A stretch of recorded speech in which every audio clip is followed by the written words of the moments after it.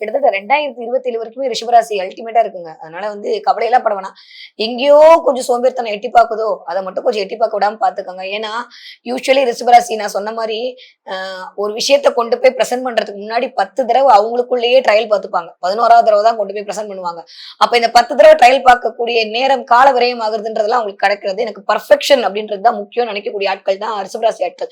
இந்த தடவ நீங்க பெர்ஃபெக்ட்டா தான் இருக்க போறீங்க. ஆனா, இந்த பெர்ஃபெக்ஷன் சொல்லி சொல்லி நம்மளுடைய தேவையில்லாத டயத்த வேஸ்ட் பண்ண வேணாம் பாருங்க. அதனால எனக்கு தெரிஞ்சு டிசம்பர் அப்படியே கொஞ்சம் தாண்டி ஜனவரி அப்படியே தாண்டி பிப்ரவரி மாசம்லாம் சூப்பரா இருக்க போதுங்க ரிஷபராசிக்காரங்களுக்கு.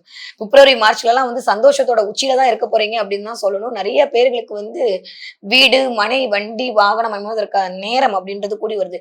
நிறைய பேர் குடும்பத்துல மகிழ்ச்சி அப்படின்றது இருக்க போகுது. இது வரைக்கும் குடும்பத்துல ஏதோ ஒரு கலவரமா ஓடிட்டு இருந்த அந்த பிரச்சனை எல்லாம் தாண்டி இல்லறத்தில் மகிழ்ச்சி அப்படின்றது வரப்போகுது. உங்களுடைய வருமானம் அப்படின்றது சூப்பரா இருக்க போகுது.